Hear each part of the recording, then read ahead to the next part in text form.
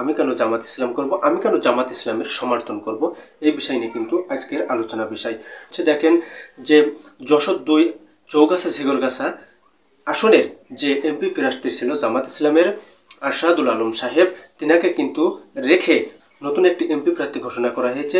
তিনি হচ্ছে মুসলে উদ্দিন ফরিদ সাহেব, যিনি ঢাকা মেডিকেল কলেজের ছাত্র শিবিরের সভাপতি ছিলেন। আসলে এখানে কিন্তু অনেক লোক অনেক কথাই বলছে, আপনারা দেখতে পাচ্ছেন যে আমার এই ডান পাশে যিনি আসেন তিনি কিন্তু সেই আরশাদুল আলম সাহেব, যেনাকে আগে প্রার্থী ঘোষণা করা হয়েছিল, এখন তেনাকে রেখে এখন কিন্তু এই যে ব্যক্তিটাকে আপনারা দেখছেন যে মুসলিউদ্দিন ফরিদ সাহেব, তিনাকে কিন্তু এমপি প্রার্থী হিসেবে ঘোষণা করা হয়েছে। আসলে এই মুসলিউদ্দিন ফরিদ সাহেবকে প্রার্থী ঘোষণা করায় মানুষের মনে কিন্তু অনেকটা ভয় ভীতি জেগে গেছে বিরোধী দলের। তারা কিন্তু অনেকেই গ্যামজাম লাগানোর জন্য কিন্তু অনেক কথাই বলছে। এখানে দেখেন, এখানে হচ্ছে ইসলামকে যদি বিজয় করতে হয় তাহলে কিন্তু ত্যাগ স্বীকার করতে হয়, জানমাল সম্পদ সব কিন্তু ত্যাগ স্বীকার না করলে ইসলামের এমনি এমনি কিন্তু বিজয় আসে না। আসলে এখানে দেখেন সেই ত্যাগ যে করতে হয়, এই আরশাদুল আলম সাহেব তিনি কিন্তু এতদিন যে কষ্টটা করেছেন, তিনি যে কষ্ট করেছেন, তার যে পরিশ্রম করেছেন, তিনি যে সম্পদ ব্যয় করেছেন, তিনি এখন এমপি প্রার্থী থেকে বসে এই যে মুসলিউদ্দিন ফরিদ সাহেবকে যে এমপি প্রার্থী ঘোষণা দিচ্ছেন। আসলে অন্য দল যদি হতো, অন্য যে কোনো দল যদি হতো, তাহলে এখানে যদি দেখা যাচ্ছে এক প্রার্থীকে বসিয়ে যদি আরেক প্রার্থীকে আনা হতো, তাহলে এর ভিতরে কিন্তু একটা গ্রুপ সৃষ্টি হয়ে যেত। এই গ্রুপ সৃষ্টি হওয়ার কারণে এখানে কিন্তু মারামারি গ্যামজাম ফ্যাসাদ সৃষ্টি হতো। এই জন্যই তো আমি বলেছি যে আমি কেন জামাত ইসলামের সমর্থন করব। এই জন্যই আমি করব যে এখানে দেখেন এই আরশাদুল আলম সাহেবকে কিন্তু যখনই বসানো হলো, মুসলিউদ্দিন ফরিদ সাহেবকে আনা হলো, তখনও কিন্তু এই আরশাদুল আলম সাহেব এই মুসলিউদ্দিন ফরিদ সাহেবের পাশে থেকে একই মঞ্চে তিনি কথা বলেছেন, একই মঞ্চে তিনি ভাষণ দিয়েছেন। আরও আরশাদুল আলম সাহেবের যে উপজেলা ঝিগরগাছা, সেখানে এই মুসলিউদ্দিন ফরিদ সাহেবকে নিয়ে যে তার মঞ্চে পরিচয় করিয়ে দিয়েছেন। এই জন্যই তো আমি বলি যে আমি জামাত ইসলামের সমর্থন করব। এই জন্যই বলি যে ইসলাম যদি কায়েম করতে হয়, বাংলাদেশে যদি ইসলাম প্রতিষ্ঠিত করতে হয়, তাহলে একমাত্র জামাত ইসলামকেই সমর্থন করে সংসদে পাঠাতে হবে। এই জন্যই এখানে দেখেন, এখানে কিন্তু কোনো গ্রুপ সৃষ্টি হয়নি, এখানে কোনো গ্রুপ ভেদাভেদ মারামারি কোনো কিছুই সৃষ্টি হয়নি। এখানে খুব সুন্দরভাবে সে কিন্তু সমর্থন দিয়ে দিয়েছেন, একই মঞ্চে তারা ভাষণ দিয়েছেন।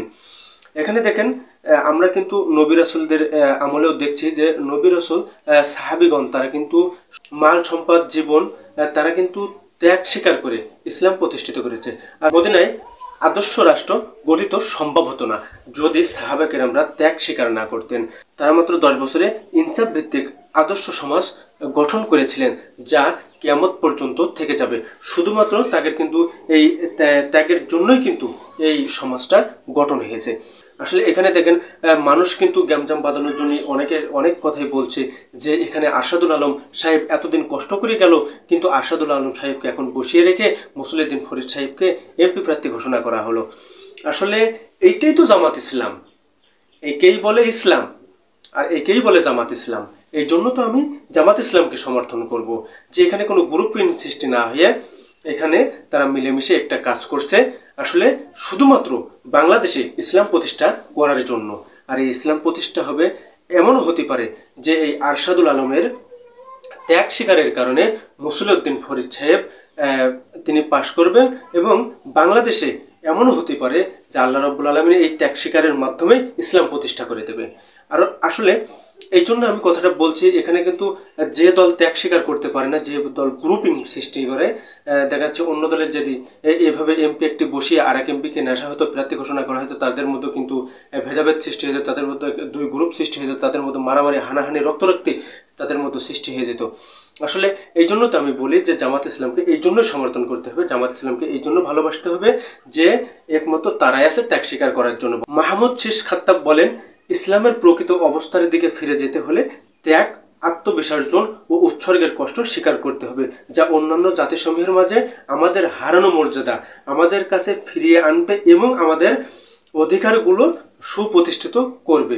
পৃথিবীর সবাই সম্মান ও মর্যাদার অধিকারী হতে চায়, কিন্তু মর্যাদা মণ্ডিত কোনো মৎস্যকর্ম ত্যাগ, তিতিক্ষা ও দুঃখ কষ্ট ছাড়া সফল হয় না। আসলে এখানে দেখেন যে কোনো ত্যাগ ছাড়া কিন্তু কোনো কিছু সফল হয় না। এই যে আরশাদুল আলম সাহেব তার সময় তার সম্পাদের যে ত্যাগ স্বীকারটা করেছেন, এমন হতে পারে যে এই ত্যাগ স্বীকারের মাধ্যমে আল্লাহ রাব্বুল আলামিন ইসলামের বিজয় করে দিতে পারে।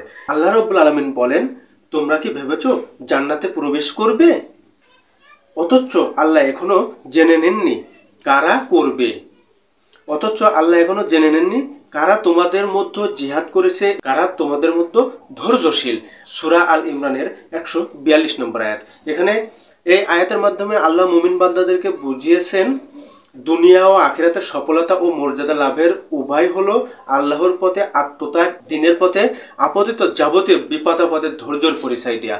আসলে এখানে এই নাই যে আরশাদুল আলম সাহেবের বসিয়ে রেখে মুসলিউদ্দিন ফরিদ সাহেবের প্রার্থী ঘোষণা করেছে বলে সে একটা দল গঠন করবে, সে মারামারি হানাহানিতে যোগদান করবে। জামাত ইসলাম এটা করে না। জামাত ইসলাম করে আমির সাহেব, জামাত বাংলাদেশ বর্তমান যে আমির আছে ডক্টর শফিকুর রহমান, তিনি যে ঘোষণা দেবেন সেটাই তারা মেনে নেবে।